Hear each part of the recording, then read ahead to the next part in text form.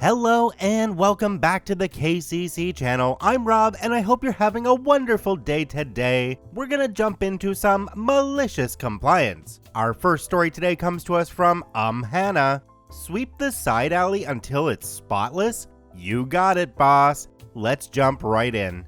A couple of summers ago, I took a part-time job as a server at a local pub and restaurant. I had a full-time job, so this was just for experience and to pick up some tip money on the side.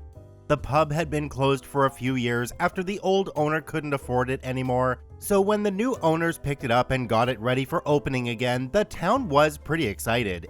It's a bit of a town landmark right in the middle of our main street. I applied as soon as I found out and ended up getting hired. I was one of the younger servers alongside a few older ones. Most of us were women, and the older servers really looked out for us inexperienced ones. Overall, the others on the team were really nice, save for a couple of nasty ones. My new boss, Gary, not his actual name, was, well, not as great. Gary's favorite saying was, "If you have time to lean, you have time to clean." He thought if we took even a second to catch our breaths, he was losing money from us slacking off. On slow days, he would find menial, pointless tasks for us to complete, wipe the bar counter even though it's been wiped 3 times in the past half hour already, reorganize the menus even though they're already perfectly organized, fill up more condiment cups even though there's already 50 salsa cups ready to go, stuff like that. The most tedious task, especially in the early months of summer, was sweeping the side alley that leads to the patio. There were these massive maple trees along the path, and they would drop leaves and seeds like crazy, especially on windy days. One afternoon in early June, there were only a handful of us working. It gets slow and I get assigned the sweeping task. I sweep up the back alleyway as much as I can, but the wind is blowing and the trees just keep dumping more and more seeds onto the path. I do my best until a coworker calls me back inside to help serve tables. She didn't want me missing out on tips, bless her. I seat the table, get their orders, and start entering them in. Just then, Gary storms up to me. "What are you doing?" Entering table 15's order. "Why?" "The side alley is a mess. I don't pay you to slack off." I swept up as much as I could before this table walked in. It's a really windy day. That's why it keeps getting full of leaves and seeds. You're more than welcome to check the compost bin for how much I actually did sweep up. "No, we don't finish things halfway here. You're going back out there and finishing your job. I want it to be spotless. Linda," not her real name, "can take table 15. Gary then switched table 15 from my account to Linda, an older server's account. Linda and I got along great. She worked as both a server and a bartender, and used to be a general manager with another restaurant chain. She decided to join this team after her retirement as a part-time hobby. She taught me a whole lot while I worked there, and I'm grateful to have met her. I'll hang on to your share of the tips, best not to make Gary angry. He really wants me to make it spotless. Does he know how impossible that is? I'd have to be out there all shift." That's when Linda gave me a smile, and the light bulb turned on in my head. I still had 2 hours left in my shift, and it was going to be right into dinner rush. I grabbed the broom and dustpan and got to work. I would sweep as much as I could, but every so often another strong breeze would come by and hundreds more helicopter seeds would flutter to the ground. I kept going. At this point, it started to get busier. A lineup soon began to form out the door. Linda was taking care of tables, but very soon it became clear that the other servers needed someone else to deal with everyone.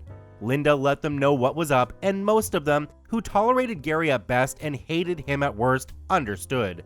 Like Sisyphus and the boulder, the task was never ending. I scooped up pile after pile after pile of leaves and seeds to no avail.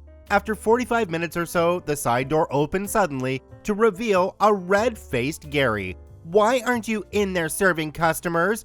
Gestures at the alleyway. As if the gods themselves had heard the malicious compliance brewing, another strong breeze shook more seeds onto the partially cleared alley, right in front of Gary's face. The look on his face was priceless. He told me, in a quieter voice, to get back inside and start taking orders. I handed the broom off to him, and he began to sweep, and sweep, and sweep.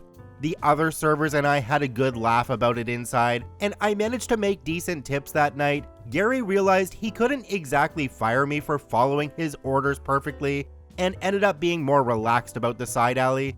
No one really cares about some leaves and seeds on the ground, so long as they're not obstructing anyone.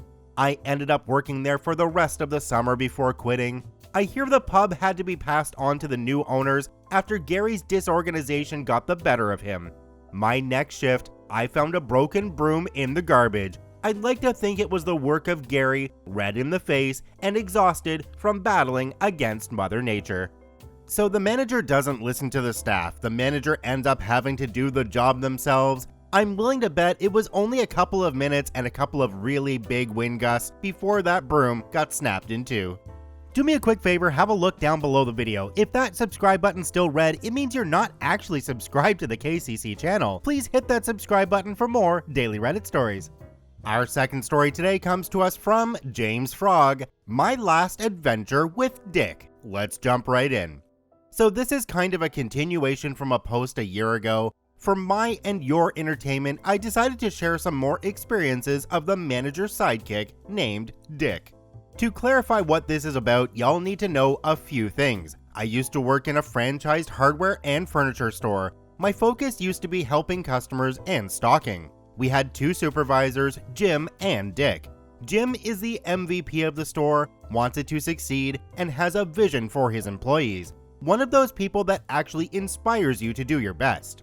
Dick is a sidekick supervisor. He's just a side dick that seems incapable of leadership. He is largely unable to reflect and direct as he doesn't understand why we do things the way they're done. So at the time this took place, I already had a new job lined up and my relationship with Dick wasn't something you'd call optimal. When my new job was solid, I gave Jim notice of my intention to quit. He then asked me if I wanted to do some extra work by converting shelves to the new plans from higher up. I told him I did want to help out as much as possible. I mean, getting some extra cash is always nice. So I started working. I was dressed in my usual uniform and worked every day for a week. There was one problem though. Due to me being dressed as an employee and the next 2 weeks being among the busiest of the year, loads of people asked me questions. I am always glad to help customers whenever I can, but I also had a tight deadline. I had 4 weeks to finish converting half of the store. That is about 1 kilometer of aisles with tons of small stuff. Think screws, nails, hammers, etc. I would need the full 4 weeks without that much interruption. So, wanting to do the best I could for Jim, we agreed that since I wasn't doing the regular work, I could fill in the workday as I saw fit. Think taking breaks when I wanted as long as I made the 8 hours, and being allowed to dress in plain clothes and listen to music. Honestly, I just listened to Critical Role a lot of the time. Then, on a fateful gymless day, Dick came along. He wasn't having any of it. He got my attention and asked me what the hell I thought I was doing. You should be dressed in uniform, do your job and help customers. Ironically, this same Dick once got angry at me because I was helping customers instead of stocking shelves, but that is in my previous story. I told Dick that my tasks had shifted from being a general stocking and sales employee to aisle conversion, and that I had a tight schedule. If you have a problem, you should take it up with Jim. Dick got visibly mad, scolded me for not having my priorities straight again, and made the day complete and utter crap. He kinda smeared me along my colleagues as lazy and irresponsible. Dick had always been a pain in the butt to work with, but he must have been in a particularly bad mood or under a lot of pressure. I had never seen him do something that crappy before. To me, if you're supposed to lead a group of people, then you don't do that kind of crap. So I was really irritated and just done with the day after that. Cue the next day, it was a Dick day again. He was team lead. Great. I was sitting in the break room before the shift started with a colleague who was a Jim 2.0 in the making. I had been venting to him about how much of a dick Dick had been yesterday. He was telling me about how there were 3 sick people that day and they couldn't find replacements. It was a beautiful summer day. You work in a giant metal box with subpar climate control and you'd have to work with Dick. You can imagine why it was so hard to find replacements. Also, if you're missing 3 people on a team of 8, you're basically in a crisis. I liked the dude, so I told him that I was almost done with my aisle, and if today went okay without any drama from Dick, I wouldn't leave them hanging. So 10 minutes before the store opened, we went down with high hopes and good intentions, as my colleague was supposed to. Such a shame that the clock in the break room ran late and we arrived 5 minutes too late.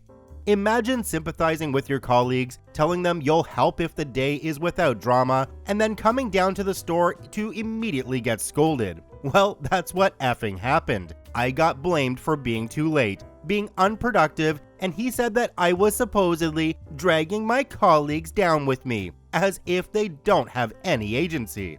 I was seething. I told him exactly what was on my mind. Brutally honest is a term you could use. I was there to do a job and help them. I wasn't there to be berated for stupid crap, and this way of starting off a day was pretty demotivating. I might have used harsher words. He yelled at me that I could just as well go home then. They didn't need me to convert the aisles anyway, and I was useless in other respect. That was the last straw. He had me fuming. You know those cartoons where there's smoke coming out of their ears? Yeah, that was me. I went, "Oh really? Can I really? Are you absolutely sure?" And sweet baby Jesus, Dick said I really could. So I went. I packed my stuff and went home. On my way out, I saw the disappointed face of Jim 2.0. I looked at him with a sorry in my eyes and shrugged. What can you do? I've always been taught that you should stay true to your word and remove yourself from toxic environments, so I did. I mean, if the day already starts like this, I can only imagine what the rest would be like. Apparently Dick was informed by Jim 2.0 that I had intended to help them out by taking up my old, regular duties when I was done with my aisle, because I got a call from Dick about 30 minutes after I got home. He asked if I couldn't just come and help. In my mind, he was practically begging at this point. I was still mad at him, so told him that I didn't want to drag them down with me, so I'd have to decline. I went by the store to pick up some hardware stuff for my own project, see how they were doing, and express sympathy to my coworkers. But the highlight was seeing Dick struggle. Lines of customers waiting for someone to help them. I saw Dick with sweat rolling from his red and bald head, sawing for people in the sawing room. One of the most painful places of the store, as it was extremely dusty and had no climate control whatsoever. With 3 people waiting and more people writing out sawing jobs, he'd be there all day. Seeing that and the plea for help on the phone was pretty satisfying to me. Now, I've not just been taught to stick true to your word, but also that you shouldn't hold grudges. This means that I really believe in at least trying to talk things out. So a few days later, I went to talk to Dick about what had happened. Of course, I did not do that without Jim. We kinda made up. Dick got a little bit of a scolding, I got a little bit of a scolding. Sure, we're both at fault and acted unprofessionally for butting heads like that.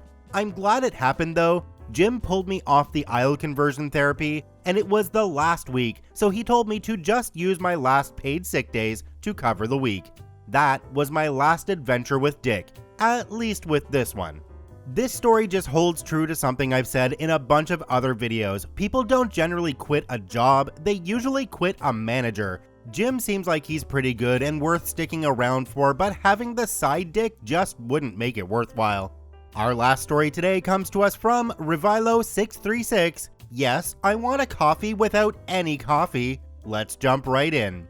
Been saving this story for a while now, just thought I'd share something light and funny to start the weekend off. The usual warnings, long time reader, first post, etc. Years ago, I worked for the big Canadian coffee and donut shop, mostly working the evening shift. If you aren't familiar with Canadian brand coffee shop, the cream and sugar are dispensed by a machine that is calibrated to the amount determined by corporate. If you are used to ordering at the fancy green place or the running donut place, the number of sugar and creams you order may need to change depending on how much you actually want. One night we had these 3 bikers drive in, and you could tell they had been on the road for a while. Their ringleader was your stereotypical biker. Tall, wide shoulders, big beard, covered in leather. His friends were shorter, but otherwise still had the whole tough but tired look going on. My coworker was in the back working soup and sandwich, but it's only 3 people, and it's been a slow night. No worries, just need to get these tired boys some caffeine and wish them a good night. I want an extra large 12 and 12. Are you sure? Did I stutter? Okay, but that's only... Did he stutter? No, he did not. So off I went to make him exactly what he asked for. Grabbed a cup and put it under the sugar dispenser while I pressed the ×3 button 4 times. 12 extra large shots of sugar. Then I went over to the cream dispenser and did the same thing. Now, fun fact, the cream and sugars are measured to dispense 1/12 of the cup size you are selecting. So by the time all 12 shots of creamer were dispensed, the cup was basically full. I stirred the creamy sugar mixture around before I poured an itty bitty splash of coffee in his cup, just enough to bring it up to the safety line on the cup.